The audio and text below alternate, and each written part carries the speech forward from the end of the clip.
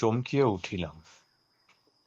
সম্মুখে চাহিয়া দেখি ধূসর বালির বিস্তীর্ণ প্রান্তর, এবং তাহাকেই বিদীর্ণ করিয়া শীর্ণ নদীর বক্ররেখা আঁকিয়া বাঁকিয়া কোন সুদূরে অন্তর্হিত হইয়া গেছে। সমস্ত প্রান্তর ব্যাপিয়া এক একটা কাশের ঝোপ। অন্ধকারে হঠাৎ মনে হইল, এগুলো যেন এক একটা মানুষ। আজিকের এই ভয়ঙ্কর অমানিসায় প্রেতাত্মা নিত্য দেখিতে আমন্ত্রিত হইয়া আসিয়াছে, এবং বালুকার আস্তরণের উপর যে যাহার আসন গ্রহণ করিয়া নীরবে প্রতীক্ষা করিতেছে। মাথার উপর নিবিড় কালো আকাশ, সংখ্যাতীত গ্রহ তারকাও আগ্রহে চোখ মেলিয়া চাহিয়া আছে। হাওয়া নাই, শব্দ নাই, নিজের বুকের ভেতরটা ছাড়া যতদূর চোখ যায় কোথাও এতটুকু প্রাণের সারা অনুভব করিবার জো নাই। যে রাত্রিচর পাখিটা একবার বাপ বলিয়া থামিয়াছিল, সেও আর কথা কহিল না। পশ্চিম মুখে ধীরে ধীরে চলিলাম। এইদিকেই সেই মহাশ্মশান। একদিন শিকারে আসিয়া সেই যে শিমুল গাছগুলোকে দেখিয়াছিলাম, কিছু দূর আসিতেই তাহাদের কালো কালো ডালপালা চোখে পড়িল। ইহারাই যেন এই মহাশ্মশানের দ্বারপাল। ইহাদের অতিক্রম করিয়া যাইতে হইবে। এইবার অতি অস্ফুট প্রাণের সাড়া পাইলাম, কিন্তু তাহা আহ্লাদ করিবার মতো নয়। আরো একটু অগ্রসর হইতেই তাহা পরিস্ফুট হইল। এক একজন মা তাহার কচি ছেলেটার ঘুম ভাঙাইলে সেই ছেলেটি যেমন কাঁদিয়া কাঁদিয়া শেষকালে নির্জীব হইয়া যে প্রকারে থামিয়া থামিয়া কাঁদে, ঠিক তেমনি করিয়া শ্মশানের একান্ত হইতে কে যেন কাঁদিতে লাগিল। যে এই ক্রন্দনের ইতিহাস জানে না এবং পূর্বে শুনে নাই, সে যে এই গভীর অমানিসায় একাকী সেদিকে আর এক পাও অগ্রসর হইতে চাহিবে না, তাহা বাজি ধরিয়া বলিতে পারি। সে যে মানব শিশু নয়, শকুন শিশু, না জানিলে কাহারও সাধ্য নেই, এ কথা ঠাহর করিয়া বলে।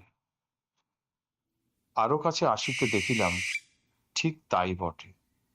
কালো কালো ঝুড়ির মতো শিমুল গাছের ডালে অসংখ্য শকুন রাত্রি পাস করিতেছে, এবং তাহাদেরই কোনো শিশু অমন করিয়া আর্তকণ্ঠে কাঁদিতেছে। গাছের উপর সে কাঁদিতেই লাগিল, আর নিচ দিয়া আমি অগ্রসর হইয়া ওই মহাশ্মশানের এক প্রান্তে আসিয়া দাঁড়াইলাম। সকালে আমার বন্ধু যে বলিয়াছিলেন যে লক্ষ নরমণ্ডু গণিয়া লওয়া যায়, দেখিলাম কথাটা নিতান্তই অযৌক্তিক নয়। সমস্ত স্থানটাই প্রায় নরকঙ্কালে খচিত হইয়া আছে। গেন্ডুয়া খেলিবার নরকপাল অসংখ্য পড়িয়া আছে, তবে খেলোয়াড়েরা তখনও আসিয়া জুটিতে পারে নাই।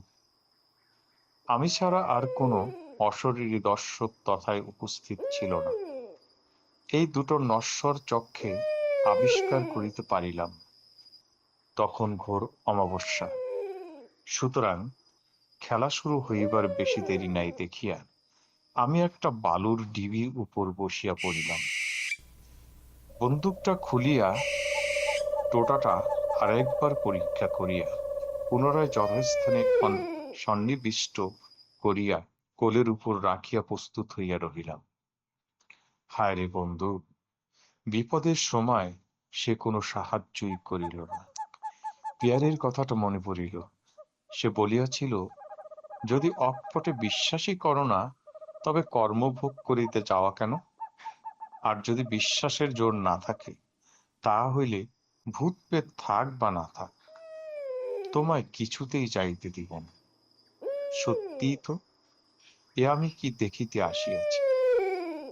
মনের অগোচরে তো পাপ নাই। আমি কিছুই দেখিতে আসিনি, শুধু বন্ধুদের দেখাইতে আসিয়াছি আমার সাহস কত। দেখাইতে আসিয়াছি বাঙালি ভীরু নয়, বাঙালি বড় বীর। আমার বহুদিনের বিশ্বাস, মানুষ মরিলে আর বাঁচে না, এবং যদি বা বাঁচে, যে শ্মশানে তাহার পার্থিব দেহটাকে পোড়ানো হয়, সেইখানে ফিরিয়া নিজের মাথার খুলিটাকে লাথি মারিয়া মারিয়া গড়াইয়া বেড়াইবার ইচ্ছা হওয়া তাহার পক্ষে স্বাভাবিকও নয়, উচিত নয়, অন্তত আমার পক্ষে তো নয়ই। তবে কি না, মানুষের রুচি ভিন্ন। যদি বা কাহারও এমন ইচ্ছা হয়, তা হইলে এমন একটা চমৎকার রাত্রি জাগিয়া আমার এত দূরে আসাটা নিষ্ফল হইবে না। হঠাৎ একটা দমকা বাতাস কতগুলো ধুলো বালি উড়াইয়া গায়ের উপর দিয়া বহিয়া গেল, এবং সেটা শেষ না হইতেই আর একটা এবং আর একটা পরপর দমকা বাতাস বহিয়া গেল। মনে হইল, এ আবার কি? এতক্ষণ তো বাতাসের লেশমাত্র ছিল না। যতই কেন না বুঝি এবং বুঝাই, মরণের পরেও যে কিছু একটা অজানা গোছের থাকে, এ সংস্কার হারে মাসে জড়ানো। সুতরাং এই দমকা বাতাসটা শুধু ধুলাবালি উড়াইল না, আমার মজ্জাগত সেই গোপন সংস্কারে গিয়াও ঘা দিল। ক্রমশ ধীরে ধীরে বেশ একটু জোর হাওয়া উঠিল। অনেকেই হয়তো জানে না যে মরার খুলির ভিতর দিয়া বাতাস বহিলে ঠিক দীর্ঘশ্বাস ফেলার মতো শব্দ হয়। দেখিতে দেখিতে আমার আশেপাশে, সুমুখে পিছনে দীর্ঘশ্বাসের যেন ছড়াছড়ি পড়িয়া গেল। ঠিক মনে হইতে লাগিল, কত লোক যেন আমাকে ঘিরিয়া বসিয়া অবিশ্রাম হাহুতাশ করিয়া নিঃশ্বাস ফেলিতেছে, এবং ইংরেজিতে যাহাকে বলে আনক্যানি ফিলিং, ঠিক সেই ধরনের একটা অস্বস্তি আমার সমস্ত শরীরটাকে যেন গোটা দুইবার ঝাঁকানি দিয়া গেল।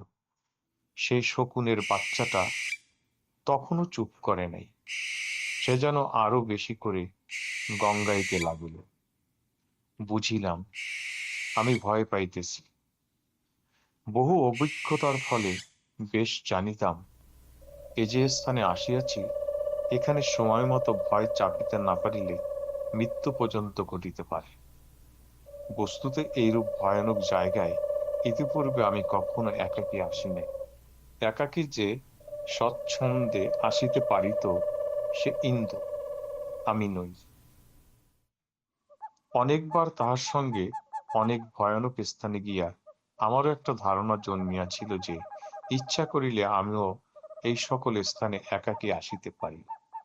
কিন্তু সেটা যে আমার কত বড় ভ্রম, এবং আমি যে শুধু ঝোঁকের বশে তাহাকে অনুসরণ করিতে গিয়াছি, আজ এই এক মুহূর্তেই তাহা সুস্পষ্ট হইয়া উঠিল। ইন্দ্রের মতো আমার সেই চওড়া বুক কই? আমার সে বিশ্বাস কোথায়?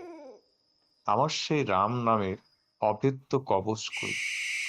আমি তো ইন্দ্র নই যে এই প্রেতভূমিতে নিঃসঙ্গ দাঁড়াইয়া প্রেতাত্মার গেন্ডুয়া খেলা দেখিব। মনে হইতে লাগিল, একটা জীবন্ত বাঘ ভালুক দেখিতে পাইলেও বাঁচিয়া যাই। হঠাৎ কে যেন পিছনে দাঁড়াইয়া আমার ডান কানের উপর নিঃশ্বাস ফেলিল। তাহা এমনই শীতল যে তুষার কণার মতো সেইখানেই জমিয়া উঠিল। ঘাড় না তুলিয়াও স্পষ্ট দেখিতে পাইলাম, এ নিঃশ্বাস যে নাকের মস্ত ফুটাটা হইতে বাহির হইয়া আসিল, তাহাতে চামড়া নাই, মাংস নাই, এক ফোঁটা রক্তের সংস্রব নাই, কেবল হাড় আর গহ্বর।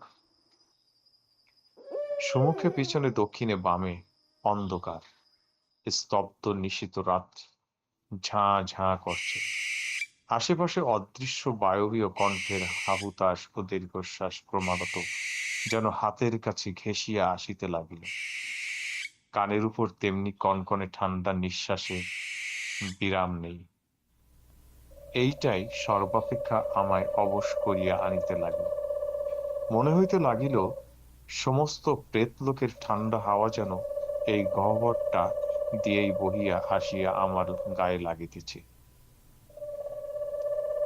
এত কাণ্ডের মধ্যেও কিন্তু এ কথাটা ভুলি নাই যে কোনো মতেই আমার চৈতন্য হারাইলে চলিবে না। তাহা হইলে মরণ অনিবার্য। দেখি, ডান পাটা ঠক ঠক করিয়া কাঁপিতেছে। থামাইতে গেলাম, থামিল না। সে যেন আমার পা নয়। ঠিক এমনি সময় অনেক দূরে অনেকগুলো গলার সমবেত চিৎকার কানে পৌঁছিল। বাবুজি, বাবু সাব! আমার সর্বাঙ্গ কাটা দিয়া উঠিল। কাহারা ডাকে? তাহারা আবার চিৎকার করিল, গুলি ছুড়িবেন না যেন। শব্দ ক্রমশ অগ্রসর হইয়া আসিতে লাগিল। গোটা দুই ক্ষীণ আলোর রেখাও আর চোখে চাহিতে চোখে পড়িল। একবার মনে হইল রতনের গলা শুনিতে পাইলাম যেন। খানিক পরে টের পাইলাম সেই বটে। আর কিছু দূর অগ্রসর হইয়া সে একটা শিমুলের আড়ালে দাঁড়াইয়া চেঁচাইয়া বলিল, বাবু, আপনি যেখানেই থাকুন, গুলি টুলি ছুড়বেন না, আমরা রতন। উল্লাসে চেঁচাইয়া সাড়া দিতে গেলাম, কিন্তু স্বর ফুটিল না। একটা প্রবাদ আছে, ভূত প্রেত যাইবার সময় কিছু একটা ভাঙিয়া দিয়া যায়। যে এতক্ষণ আমার পেছনে থাকিয়া আমার ঘাড়ের উপর নিঃশ্বাস ফেলিতেছিল, সে বোধহয় আমার কণ্ঠস্বরটাকে ভাঙিয়াই বিদায় লইল। রতন এবং আরো ৩ জন লোক গোটা দুই লণ্ঠন আর লাঠিসোঁটা হাতে করিয়া কাছে আসিয়া উপস্থিত হইল। এই ৩ জনের মধ্যে একজন ছোট্টুলা, যে তবলা বাজায়, এবং আরেকজন পিয়ারির দারোয়ান, তৃতীয় ব্যক্তি গ্রামের চৌকিদার। রতন কহিল, টাকার লোভে চলে এলুম, আমরা সবাই ১ মাসের মাইনে নগদ পেয়ে গেছি, বলিয়া পাশে আসিয়া গলা খাটো করিয়া বলিতে লাগিল, বাবু, আপনি চলে এলে, গিয়ে দেখি মা বসে বসে কাঁদছেন। আমাদের বললেন, রতন, কি হবে বাবা, তোরা ওর পেছনে যা, আমি ১ মাসের মাইনে তোদের বকশিশ দিয়েছি। তখন আমি ছোট্টুলাল আর চৌকিদার শ্মশানের দিকে চলি। চৌকিদার শ্মশানের রাস্তা চেনে, ওই আমাদের পথ দেখিয়ে নিয়ে আসে। আমি কোনো কথা কহিলাম না, আচ্ছন্ন অভিভূতের মতো ওদের সঙ্গে চলিলাম। কিছু দূর আসার পর রতন প্রশ্ন করিল, আজ কিছু দেখতে পেলেন বাবু? আমি বলিলাম, না।